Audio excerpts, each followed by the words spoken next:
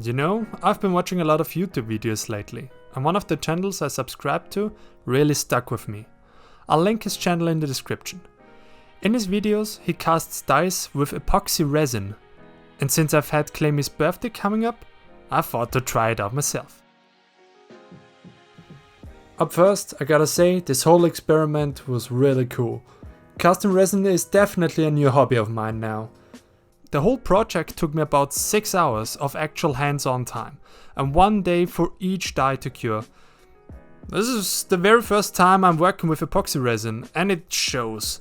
So don't take this as a tutorial, more like a video about my journey to figuring everything out. One thing I learned in these videos is whenever you work with resin, be sure to wear nitrile gloves. I sometimes forget it in this video, and I'm still annoyed I did.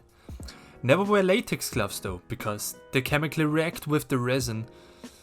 Also make sure to work in a ventilated room and wear a respirator rated for fumes if you have one.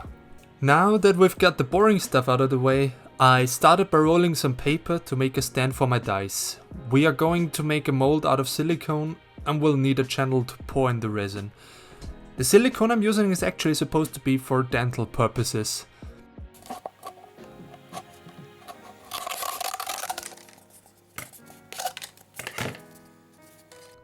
I used to get molds made of my teeth before, but that silicone had a completely different viscosity. So I don't think that's the same stuff. If you know the proper use for it, then tell me about it in the comments. Anyway, for our purposes it will be fine. This is a 2-component silicone and it mixes 1:1. When mixing, I noticed that it quickly was getting more difficult to stir. So the curing process must already have started. The consistency is really goopy, but it ain't that bad. If you get it onto something, it can be pulled off easily. Now let's watch this. This is really satisfying to look at.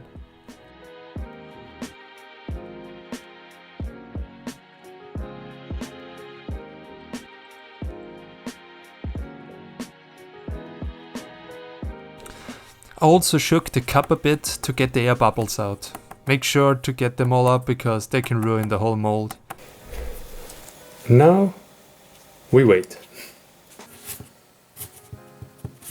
Now this part I was looking forward to. It's like unwrapping a Christmas gift. Okay, let's see. There it is. There it is. The bottom. For the next step, you'll need a sharp knife. You gotta make a vertical cut with the tip of the knife slightly touching the stand and then the die. This is necessary to get both of them out of the mold, but don't worry. If you made the walls thick enough, the mold won't get ruined by this. Make sure not to cut to the bottom though. If you leave the bottom intact, it holds together way better. Now I should be able to pop it out. Okay, nice. So I got that one out. This stuff, you'd see that the mold is pretty decent. I guess I'm gonna try casting something. Now for casting I have this transparent epoxy resin and the hardener. But before we can start pouring, we gotta make sure that the mold doesn't open on us. So I've got this tape. This epoxy hardener combination mixes in a 2:1 ratio. The fumes of the resin made me really dizzy, but I just couldn't resist taking a sniff. Alright, the hardener.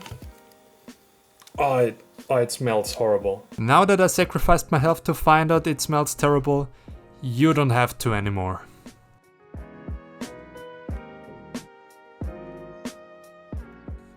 I learned that pretty much nothing sticks to silicone, so it's perfect for resin because uncured resin sticks to everything. I'm not kidding. Once I had it on my fingers, I tried to wash them in the kitchen sink, which with knowledge of resin sticking to everything sounds like a terrible idea. Frankly, I didn't clog the sink because it was just a small amount.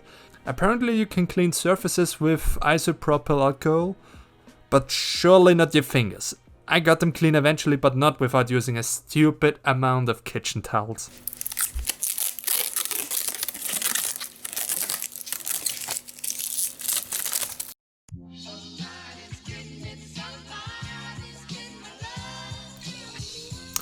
Alright, this is my first die. I think it looks quite cool. I mean, the air bubbles are unique. Anyway, on this die I just eyeballed the ratio of resin and hardener and even got pretty close. But I wouldn't do it again like that.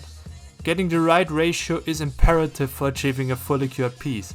And also, if the ratio is off, it may cure too quickly and then it looks horrible. Now this is the second die I tried, and in this specific case the ratio was completely off. I used not enough hardener, or maybe I did, but I didn't mix it correctly. Look at this monstrosity. Alright, let's do this once again.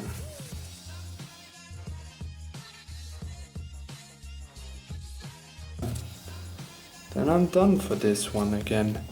I'll have to wait another day. See you then. While the next die was curing, I thought I'd try out to color the numbers of the first one. Usually would do that with paint, but since I don't have any on hand, I used my brush pen and it worked great. If I get a little bit off, I just wipe off the excess.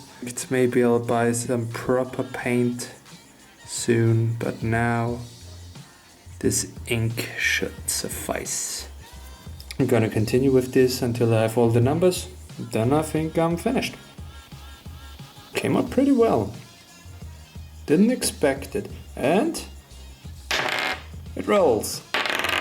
It's all that matters, right? Good.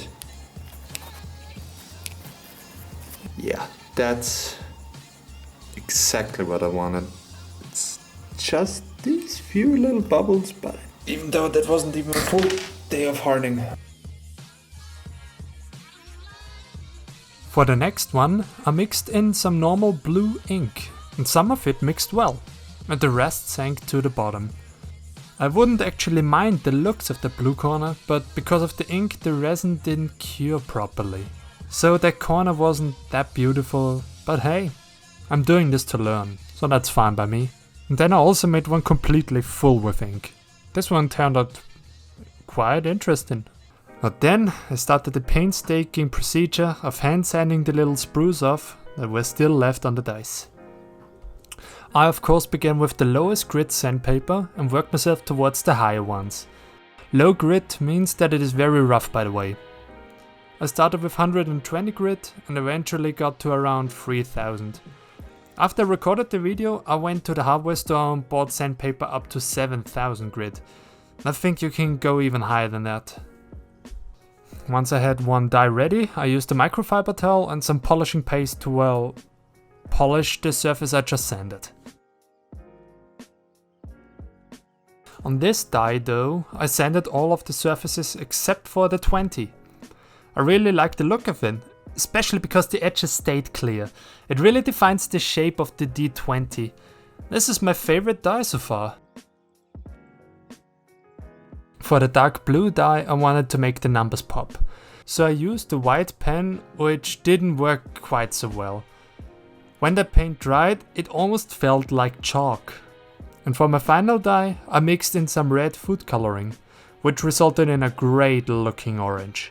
Also sanded all of the sides so the edges became sharper, but that also reduced the depth of the numbers, so it's a trade-off. And if you look at it at the right angle, you see some red swirls, which look really great. If you want to make your own sharp edge dice, I would cast the mold out of dice that already have sharp edges on them. Alright, these are all the dice I made. Wait, I put them in the order I made them in. The first one, very bubbly.